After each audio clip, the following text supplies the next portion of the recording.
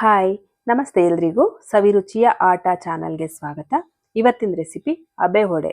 ತುಂಬಾನೇ ಹೆಲ್ದಿ ಆದಂಥ, ಒಂದು ಡ್ರಾಪ್ ಕೂಡ ಎಣ್ಣೆ ಸೇರಿಸಂಗಿಲ್ಲ ಇದಕ್ಕೆ, ಅಷ್ಟು ಹೆಲ್ದಿ ಆದಂಥ ಒಂದು ಅಬೆ ವಡೆನ ನಾವು ಇವತ್ತು ಮಾಡ್ಕೊಳ್ಳೋಣ. ತುಂಬಾನೇ ರುಚಿಯಾಗಿರುತ್ತೆ. ಪ್ರೋಟೀನ್ದಂತೂ ರಿಚ್ ಪ್ರೋಟೀನ್ ಅಂತ ಹೇಳ್ಬೋದು. ಅಷ್ಟು ರುಚಿಯಾಗಿರುವಂಥ ಪ್ರೋಟೀನ್ ಇರುವಂಥ ಒಂದು ಅಬೆ ವಡೆನ ಹೇಗೆ ಮಾಡೋದು ಅಂತ ನೋಡ್ಕೊಳ್ಳೋಣ. ಅದಕ್ಕೂ ಮೊದಲು ಯಾರಾದರೂ ನನ್ನ ಚಾನಲ್ ಸಬ್ಸ್ಕ್ರೈಬ್ ಮಾಡದಿದ್ರೆ ಸಬ್ಸ್ಕ್ರೈಬ್ ಆಗಿಬಿಡ್ರಿ. ಮೊದಲಿಗೆ ನಾನಿಲ್ಲಿ ಒಂದು ಬೌಲ್ ಇಟ್ಕೊಂಡಿದ್ದೀನಿ. ಬೌಲ್ಗೆ ಒಂದು ಕಪ್ ಇಟ್ಕೊಂಡಿದ್ದೀನಿ. ಒಂದು ಕಪ್ನಲ್ಲಿ ನಾನು 2 ಕಪ್ನಷ್ಟು ಕಡಲೆಬೇಳೆನ ತೊಗೊಂಡಿದ್ದೀನಿ. ಕಡಲೆಬೇಳೆನ ಮಾಡಿದ್ರೆ ಚೆನ್ನಾಗಿರುತ್ತೆ. ಇವತ್ತು ಕಡಲೆಬೇಳೆನಲ್ಲೇ ಮಾಡ್ಕೊಳ್ಳೋಣ. ಇನ್ನು ನಾವು ಇದನ್ನು ತೊಗರಿಬೇಳೆ, ಹೆಸರು ಬೇಳೆ ಮತ್ತು ಉದ್ದಿನ ಬೇಳೆ ಎಲ್ಲ ಥರದ ಬೇಳೆನೂ ಮಾಡ್ಕೋಬೋದು. ಇನ್ನೊಂದ್ಸರಿ ಅದನ್ನು ತೋರಿಸ್ತೀನಿ. ಇವತ್ತು ನಾವು ಕಡಲೆಬೇಳೆನಲ್ಲೇ ಮಾಡ್ಕೋತಾ ಇದ್ದೀವಿ. ಇವಾಗ ಇದನ್ನು ನೀರು ಹಾಕ್ಕೊಂಡು ಒಂದು 3ರಿಂದ 4 ಬಾರಿ ಚೆನ್ನಾಗಿ ತೊಳ್ಕೊಬೇಕು.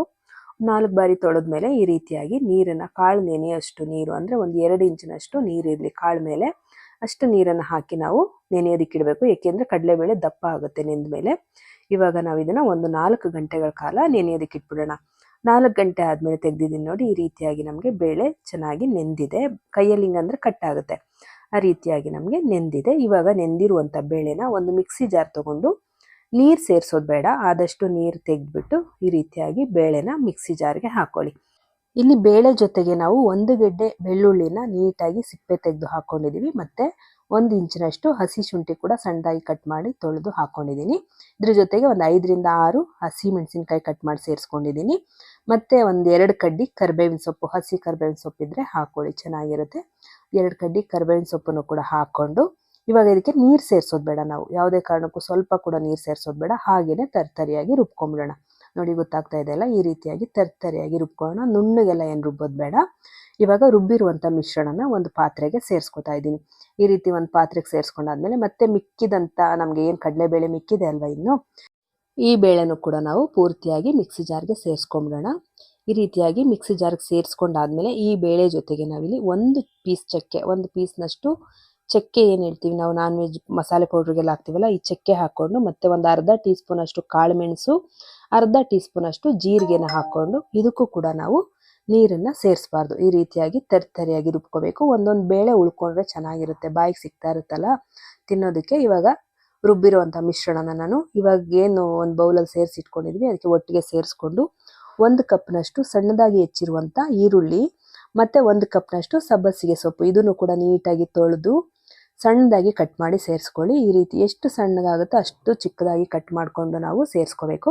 ಮತ್ತು ಒಂದು 2-3 ಸ್ಪೂನಷ್ಟು ಕೊತ್ತಂಬರಿ ಸೊಪ್ಪು ಕೂಡ ಸಣ್ಣದಾಗಿ ಕಟ್ ಮಾಡಿ ಸೇರಿಸ್ಕೊಂಡು ಈ ರೀತಿ ಲೈಟಾಗಿ ಕಲಿಸ್ಕೊಳ್ಳೋಣ. ಉಪ್ಪು ಸೇರಿಸ್ಬೇಕು, ಅದಕ್ಕೆ ಮೊದಲು ನಾವು ಇದನ್ನು ಲೈಟಾಗಿ ಕಲಿಸ್ಕೋಬೇಕಾಗುತ್ತೆ. ಈ ರೀತಿ ಲೈಟಾಗಿ ಕಲಿಸ್ಕೊಂಡು ಮಿಶ್ರಣ ಮಾಡಿಕೊಂಡು ಇದಕ್ಕೆ ನಾವು ರುಚಿಗೆ ತಕ್ಕಷ್ಟು ಉಪ್ಪನ್ನು ಹಾಕ್ಕೊಳ್ಳೋಣ. ಇವಾಗ ಉಪ್ಪು ಹಾಕಿದ್ರೆ ಚೆನ್ನಾಗಿ ಕಲಿಸ್ಕೋಬೋದು, ಚೆನ್ನಾಗಿ ಮಿಕ್ಸ್ ಮಾಡ್ಕೋಬೋದು.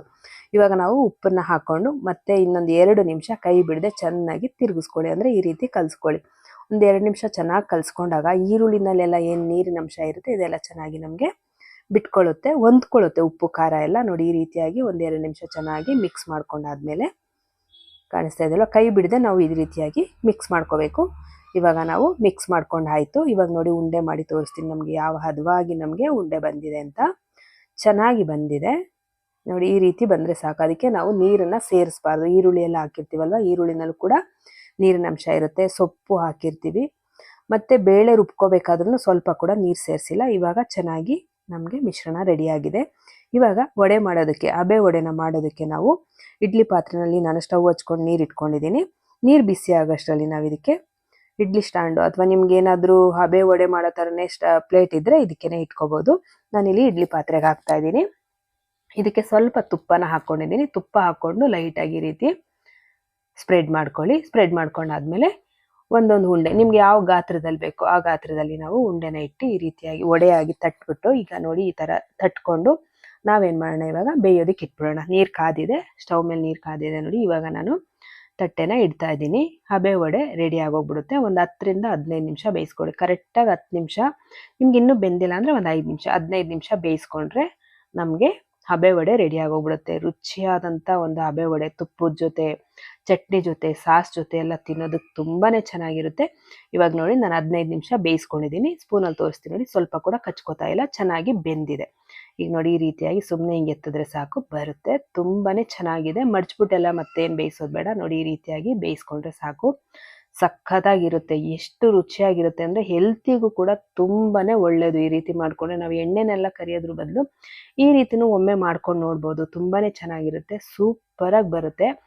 ನಾವೇನು ಕಡಲೆಬೇಳೆ ನೆನೆಸ್ಬಿಟ್ರೆ ಒಂದು 10 ನಿಮಿಷದಲ್ಲಿ ನಾವು ಇದನ್ನು ರೆಡಿ ಮಾಡ್ಕೊಂಬಿಟ್ಟು ಒಂದು 15 ನಿಮಿಷ ಬೇಯಿಸ್ಕೊಂಡ್ರೆ ನಮಗೆ ಈ ರೀತಿಯಾದಂಥ ಹಬೆ ವಡೆ ತುಂಬಾನೇ ರುಚಿಯಾಗಿರುತ್ತೆ. ಮಕ್ಳಿಗೆಲ್ಲ ಎಷ್ಟು ತಿಂತಾರೋ ಹೊಟ್ಟೆ ತುಂಬ ಕೊಡ್ಬೋದು ಈ ರೀತಿ ಮಾಡಿದಾಗ. ಅದರಿಂದ ಈ ರೀತಿ ಒಂದೊಂದ್ಸಲಿ ಮಾಡಿಕೊಡಿ, ತುಂಬಾನೇ ಚೆನ್ನಾಗಿರುತ್ತೆ. ನಿಮ್ಗೆಲ್ರಿಗೂ ಈ ರೆಸಿಪಿ ಇಷ್ಟ ಆಯಿತು ಅಂತ ಅನ್ಕೋತೀನಿ. ನಿಮ್ಗೆಲ್ರಿಗೂ ಏನಾದರೂ ಈ ರೆಸಿಪಿ ಇಷ್ಟ ಆಗಿದ್ರೆ ಪ್ಲೀಸ್ ನನ್ನ ಚಾನಲ್ನ ಸಬ್ಸ್ಕ್ರೈಬ್ ಮಾಡ್ಕೊಳ್ಳಿ. ಹಾಗೆ ವಿಡಿಯೋಗೆ ಒಂದು ಲೈಕ್ ಮಾಡಿ, ಶೇರ್ ಮಾಡಿ, ಕಮೆಂಟ್ ಮಾಡಿ. ನಿಮಗೆ ಗೊತ್ತಿರೋರು ಫ್ರೆಂಡ್ಸ್ ಯಾರು ಇದ್ದರೆ ಈ ವಿಡಿಯೋನ ಶೇರ್ ಮಾಡಿ.